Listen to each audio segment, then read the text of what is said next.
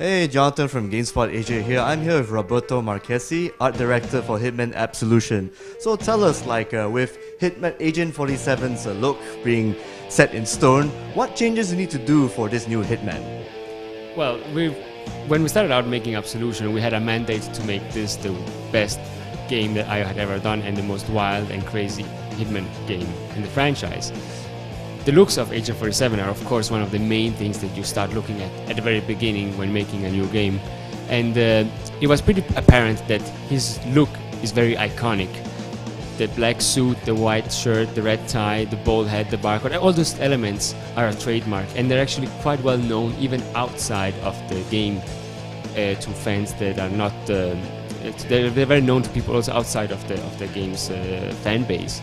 So we didn't feel like there was any need to tamper with those. We of course wanted to push the limits on the details, on the suit, the stitching, the type of what's called the materials that his suit was made of, in the skin on his face. But those were not something that we wanted to change too much. But we have a huge advantage compared to many other series. That is the fact that we have disguises that not only are a very important gameplay element, but also a very strong identity element with Agent 47, because there we can take all the liberties that we want, and we can really go from very outrageous outfits to much more serious security setups.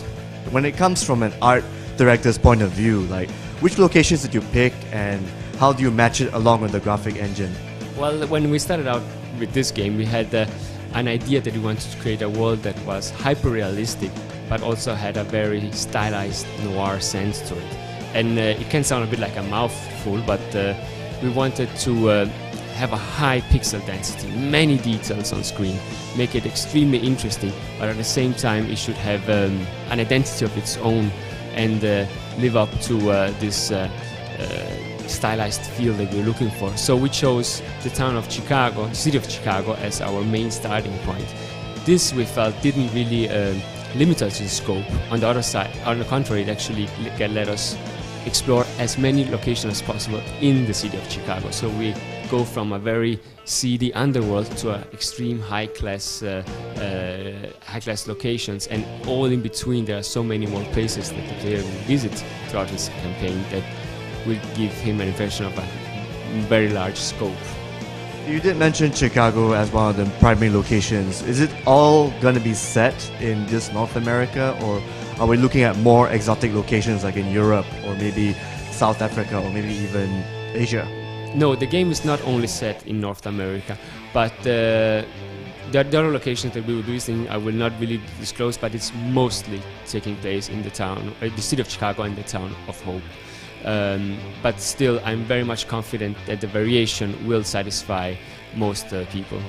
Let's also talk about the villains in the game. I don't know if you can actually reveal that this time, but maybe just talk about the aesthetic form and how they look. How do you come across the looks of the villains that Agent 47 will kill? So in Absolution we will meet many different villains. You have basically two main antagonists. One is Blake Dexter and the other one is Travis. Travis, he is an ICA operative that is on the hunt for Agent 47. He is running some Black Ops operations behind the agency's back, and he is one of the most dangerous person around, and he's looking for you. The other main villain is Blake Dexter, and he is a gun manufacturer that comes across Agent 47's path during the adventure of Absolution.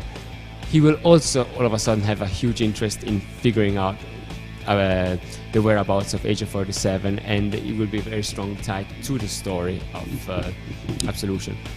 The main inspiration for this character comes from I was saying movies, because movies are such a strong medium and are really good to convey personalities and characters from the get-go, from a visual point of view.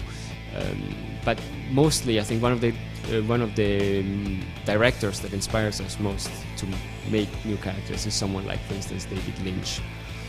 And he's very interesting for us because when he makes a movie, he doesn't only have a main cast that is interesting, but he has a huge palette of characters in his movie that have small stories and that make everything else in his movie much more believable. His side characters are almost more interesting than the main people.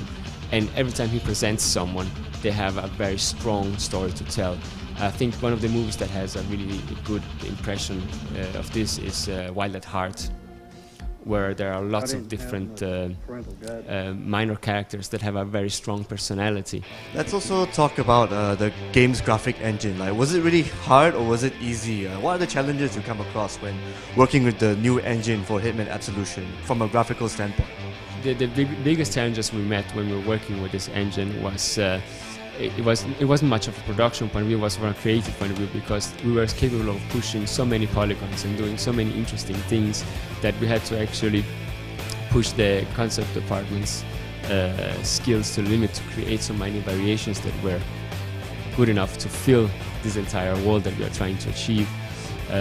Our main goal has been to create objects and worlds that are believable. And when you're playing a game, for instance, in stealth mode, and you spend half an hour crouched behind a sofa, you really want to make sure that that sofa is the most beautiful sofa that you've ever crouched behind. And the guys really need to take care in the small details and just keep on find out what is it that make an object interesting. The world itself is huge and can really scale a lot, but when you put all the elements together, it really has to have a whole to it, and that is one of the biggest challenges. It has to feel like it's a real place, and that the characters there belong to it, and it makes sense. But also at the same time, it has to solve a gameplay requirement. It has to be fun to work. It has to be fun to be covered. It has to work from a functional point of view. You should be able to walk around easily. I'd like to ask about the mode that you're showing off, contracts. Like, tell us what is actually the main draw for people to actually check it out when playing Hitman Absolution.